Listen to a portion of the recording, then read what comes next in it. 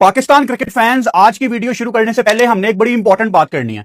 आज ट्विटर की एक पोस्ट मेरे सामने से गुजरी, जहां पाकिस्तान की एक्ट्रेस हानिया आमिर की दो तस्वीरें थी एक ही पोस्ट की। यानी वो जो इंस्टाग्राम पे होता है ना, हम एक साथ 5-6 तस्वीरें अपलोड कर देते हैं, वो वाली पोस्ट है और बिल्कुल लेटेस्ट है, 1-2 दिन पुरानी पोस्ट है। मैं देख के हैरान रह गया कि एक तस्वीर में वो नमाज पढ़ रही हैं, अपनी फोटो उन्होंने शेयर की है, लेकिन उसी पोस्ट में एक दूसरी फोटो भी है जिसमें उनकी पूरी थाइज नजर आ रही हैं। अब मुझे पता है इस वीडियो के नीचे ऐसे बहुत कमेंट आएंगे कि तुम कौन होते हो जज करने वाले, लेकिन अभी ये मैं देख ही रहा था कि एक नॉन मुस्लिम का मुझे मैसेज आता है जो कि मेरा सब्सक्राइबर है, और वो मेरे से पूछता है कि ये है आपका इस्लाम। मतलब वो जानना चाह रहा था कि क्या ये अलाउ है, क्या ऐसे ही होता है। और मुझे एक वेकअप कॉल मिली कि हमारे सो कॉल्ड सेलिब्रिटीज को क्या हो गया है जो कि वल्गर चीजों को नॉर्मलाइज कर रहे हैं, और जो जितना कर सकता है वो उतना कर रहा है। यह सिलसिला हानिया आमिर जैसी टॉप की एक्ट्रेस, जिनके पास सारी एक्सेस है, मीडिया इंडस्ट्री, लोग उनके फैंस हैं, ये हानिया आमिर कैटेगरी के लोग ये काम शुरू करते हैं। और यही सिलसिला नीचे इन्फ्लुएंसर फॉलो करते हैं, लड़कियों की बात कर रहा हूं, और फिर वही चीज, वही गंद, वही गलाजत आपकी सोसाइटी में फैलती है, और फिर हमारी जनरेशन खराब होती है। मैं बार बार ये दोहराना चाहता हूं कि मैं किसी को कोई जज करने वाला नहीं होता, और मुझे कोई फर्क नहीं पड़ता आपने जैसी मर्जी ड्रेसिंग करनी है, वो आपका अपना मसला है। मेरी तरफ से आप ये सी थ्रू वाले कपड़े पहने ना पहने कोई फर्क ही नहीं पड़ता। फर्क मुझे तब पड़ता है कि जब आप ऐसी वल्गर तस्वीरें अपलोड करते हो और उसी पोस्ट में एक तस्वीर आपकी होती है नमाज पढ़ते हुए। तो आप क्या मैसेज दे रहे हो दुनिया वालों को? आप क्या मैसेज दे रहे हो नॉन मुस्लिम्स को कि यह है दीन, आप इस तरह कर सकते हैं, यह नॉर्मल है? और इसकी जस्टिफिकेशन क्या होगी हानिया आमिर या इन जैसे इंसानों के दिमागों में कि वो हमारी प्रोफेशनल लाइफ है। मतलब हानिया आमिर अगर टैटू बनवा ले और हर दूसरे तीसरे दिन अपने टैटू दिखाए तो baby you are so cute. बंदा टैटू बनवा ले तो बातें सुनने को मिलती हैं कि टैटू हराम है। जुतियां तो अवाम को पैनी चाहिए कि हम लोग ही यहां पे अपने दोगलेपन हम खत्म नहीं करते। हानिया आमिर या ऐसे लोग जिनके पास बहुत बड़ी ऑडियंस है, उनको रिवाइज करने की जरूरत है अपना स्कूल ऑफ थॉट कि हमने क्या लगाना है, क्या नहीं लगाना। अगेन मेरी तरफ से हानिया आमिर, आप ऐसी 10,000 फोटो लगा लें, सानू कोई फर्क नहीं पैंदा, हमारा क्या भाई, कुछ भी नहीं है। लेकिन आप जब ऐसी फोटोज के साथ अपनी नमाज की फोटो भी लगाएंगी ना, तो फिर गलत पैगाम जाता है। बच्चे आपको फॉलो करते हैं, हमारी बच्चियां आपको फॉलो करती हैं। पाकिस्तान की जनरेशन, ये जो जेनजी है, मौजूदा जनरेशन, ये करोड़ों की तादाद में हानिया आमिर को अपना गुरु मानती हैं, उनको आइडलाइज करती हैं। और अगर हानिया आमिर ऐसी हरकतें नॉर्मलाइज कर रही है तो इसका मतलब है कि बच्चियों को पैगाम जाता है हमारे घरों में कि ये करना ठीक है। अब हानिया आमिर की मैंने बात की कि टॉप एक्सेस की बंदी है, उससे नीचे वालियों पे आप आ जाएं। क्या टिकटॉक पे डांस करना आम नहीं हो गया? आज से 15, 20, 25 साल पहले जब टिकटॉक नहीं था तो ऐसे डांस को पता क्या कहा जाता था? मुजरा, कि मुजरा है ये। अब मुजरे को रिप्लेस कर दिया है टिकटॉक ने। अगेन तुसी जो मर्जी करो यार, ताड़ा मसला है, जो मर्जी करो आप। प्रॉब्लम मुझे तब आती है कि जब डांस करने वालों को हमारे टीवी चैनल्स बुला लेते हैं और उनको इन्फ्लुएंसर बताया जाता है, और उनके मिलियन वाले अकाउंट जब आप देखते हैं वहां डांस के सिवा कुछ नहीं होता। यानी आपका मीडिया, आपके इदारे उस गंदी गलाजत वाली चीजों को नॉर्मलाइज करने में पूरा किरदार अदा कर रहे हैं। फिर तीसरी कैटेगरी आ जाती है, अगर किसी की अनफॉर्चुनेटली कोई वीडियो लीक हो गई है, जो कि पाकिस्तान में आप अक्सर अनफॉर्चुनेटली देखते हैं कि किसी की वीडियो लीक हो गई, जिसकी वीडियो लीक हुई है वो उसकी बेस के ऊपर पाकिस्तान में स्टार बन जाता है, और फिर उसको आपके पाकिस्तान के बड़े ब्रांड्स इंस्टाग्राम पे अप्रोच भी करते हैं, ओन बोर्ड भी लेते हैं। और उनकी मशहूरी की वजह क्या थी? वो जी 2 साल पहले एक वीडियो लीक हुई थी, ये मशहूरी की वजह थी। मेरा सवाल है कि हमारे इदारे कहां पे हैं? अगर आप एक इन्फ्लुएंसर बन गए हैं, इन्फ्लुएंसर की डेफिनेशन क्या है? एक ऐसा इंसान जिससे हजारों, लाखों या करोड़ों लोग मुतासिर होते हैं, जिसके कहने में एक दम है, जिसकी बात में एक वजन है, वो है इन्फ्लुएंसर। तो ये हानिया आमिर जैसे लोग या ये जो टिकटॉकर्स हैं, अनफॉर्चुनेटली और फॉर्चुनेटली आई डोंट नो, इनके चाहने वाले बहुत ज्यादा हैं।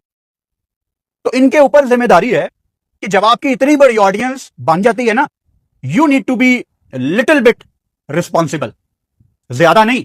जो लोग मुझे पर्सनली जानते हैं उनको पता है कि मैं कोई तंग नजर का आदमी नहीं हूं। जो लोग ऑब्वियसली मुझे नहीं जानते, जैसे आप में से हजारों लाखों लोग ये वीडियो देखने वाले मुझे नहीं जानते, तो आप शायद मेरे बारे में यही राय रखेंगे कि फुरकान भट्टी बड़ा तंग नजर का बंदा है। उससे मुझे कोई फर्क नहीं पड़ता। लेकिन जो लोग मुझे जानते हैं उनको पता है कि मैं बिल्कुल भी तंग नजर का बंदा नहीं हूं। भाई मैं दुनिया घूमाऊं, कोई डेस्परेशन मेरे दिमाग में नहीं है।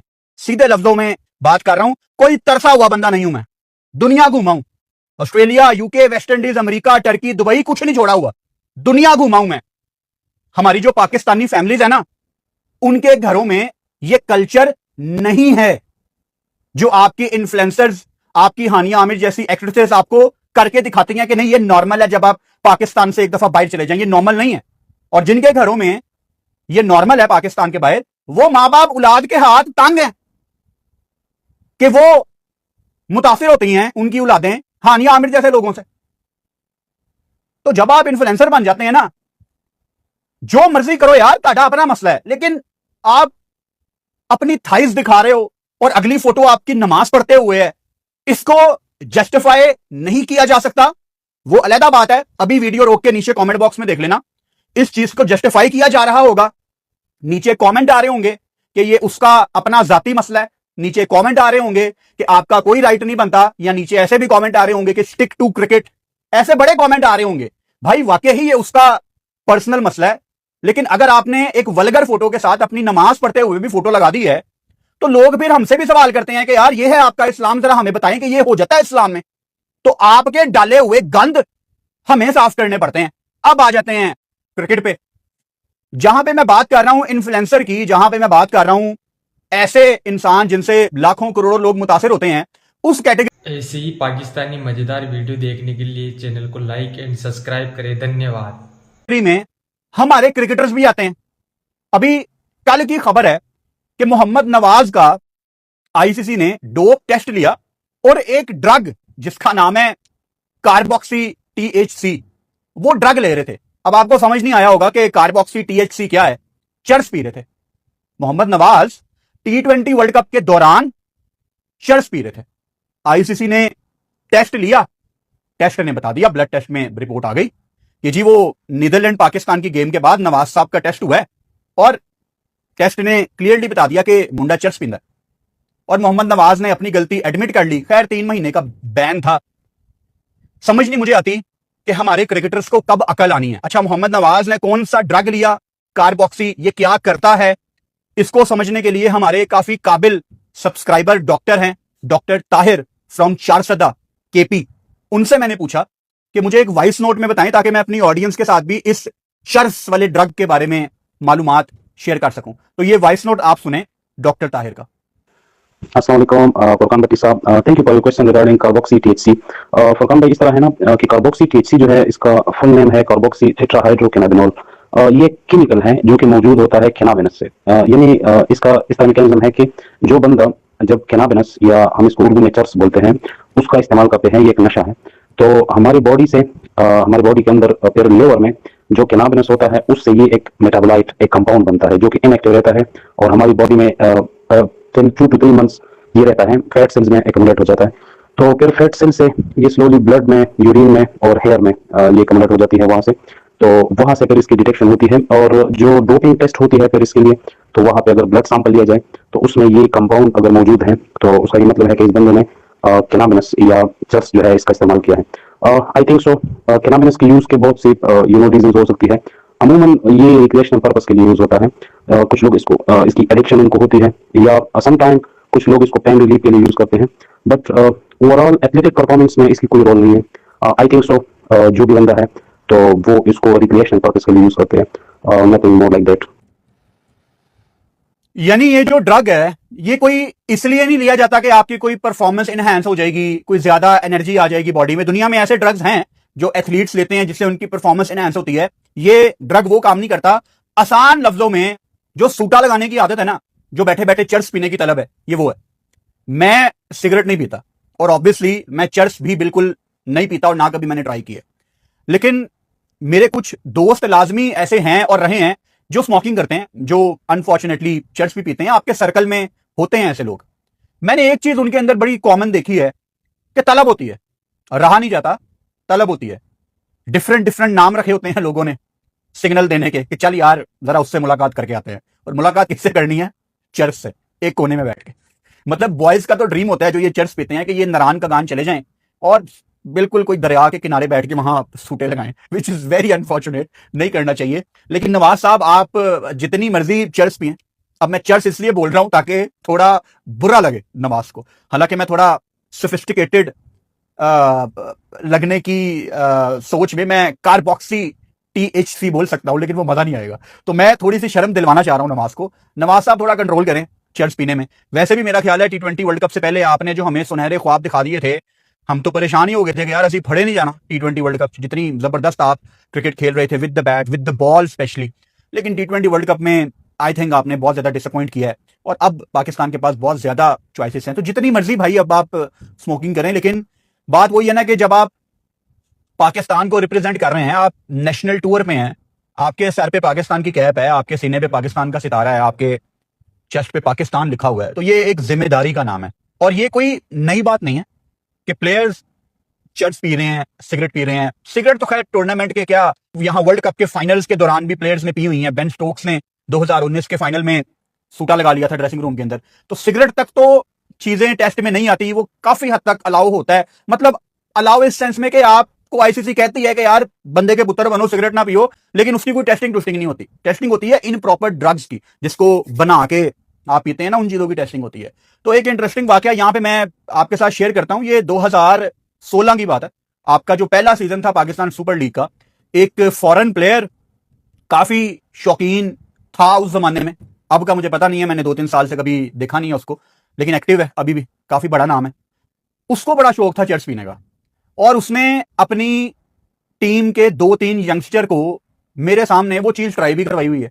शायद कभी एक आधी वीडियो में मैंने ये वाकया पहले शेयर किया है, लेकिन ये बताने का मकसद ये है कि ये आप फैंस को शायद लग रहा होगा कि यार ये क्या बात कर रहा है यार, ये कैसे हो सकता है, बट ये नॉर्मल है। अनफॉर्चुनेटली क्रिकेटर्स का चर्च पीना, सिगरेट पीना ये नॉर्मल है। सिगरेट की हद तक ठीक है, लेकिन मैचेस के दौरान, वर्ल्ड कप के दौरान आपको अवॉइड करनी चाहिए ये चीजें। मतलब आपके पाकिस्तान टीम के एक काफी नौजवान कह सकता हूं, चलो मैं इसी जनरेशन के प्लेयर हैं, अब पाकिस्तान से नहीं खेलते, अब आपकी टीम में नहीं है, उनको बड़ी सख्त बीमारी थी, तलब होती थी उनको मैच के दौरान, तो वो भी ये काम करते थे। लेकिन होम सीरीज में ज्यादातर आप बच जाते हो डोप टेस्टिंग वगैरह से। तो काफी अंदर की बातें हैं जो ये चीजें एग्जिस्ट करती हैं। लेकिन नवाज ब्रो, वर्ल्ड कप के दौरान जहां आपको लेसन्स मिलते हैं, अब मुझे पता है ना कि आईसीसी किस तरह ऑपरेट करता है, आपको ऐसे टूर से पहले बकायदा बताया जाता है प्लेयर्स को, एंड जब एंटी करप्शन यूनिट्स की भी इनकी मीटिंग्स होती हैं, इनको हर चीज के बारे में ब्रीफ किया जाता है कि ये नहीं करना, ये नहीं करना, ये नहीं करना। लेकिन उसके बावजूद आप T20 वर्ल्ड कप के दौरान अगर पी रहे हो और बाद में आप एडमिट कर रहे हो, तो आई थिंक ये एग्जाम्पल बड़ी गलत कायम होती है। और अगेन नाम किसका आ रहा है? पाकिस्तान का। कल जब आईसीसी की प्रेस रिलीज आई तो उसमें ये नहीं लिखा हुआ था कि नवाज साहब चर्च पीते हुए पकड़े गए हैं, पाकिस्तान से मोहम्मद नवाज, तो मेरे मुल्क का नाम आ रहा है। मसला ये है, अगेन वो हानिया आमिर वाली मिसाल यहाँ पे भी, और भाई जो करना है करो, ताड़ी पर्सनल लाइफ है, लेकिन ताड़े नाम दे नाल पाकिस्तान का नाम है यार, तो इंटरनेशनल लेवल से ना थोड़ा जा ख्याल करया करो। और अगर किसी ने ख्याल नहीं करना तो वो हमारे हारिस रऊफ भाई हैं, वहां अमेरिका में लीग चल रही है ना, क्वालिफायर में रऊफ साहब को 4 ओवर में 53 रन पड़ गए, और उसके बाद एलिमिनेटर खेलते हैं, उसमें 4 ओवर में 52 रन पड़ जाते हैं। वो एक काफी बड़े फैन है हारिस रऊफ के, मैं बड़ी इज्जत करता हूं उनकी, मेरे से बड़े हैं, दोस्त हैं हमारे, उनको मैंने ये 2 मैचों की परफॉर्मेंस भेजी, मैं कहा यार ये क्वालिफायर और एलिमिनेटर में फिर रऊफ को इतनी मार पड़ गई है। तो वो आगे से कहते हैं ग्राउंड देखे तूने कितने छोटे हैं। मैं कहा ठीक है यार, किसी को 3 ओवर में 12। ऐसे ही पाकिस्तानी मजेदार वीडियो देखने के लिए चैनल को लाइक एंड सब्सक्राइब करें। धन्यवाद।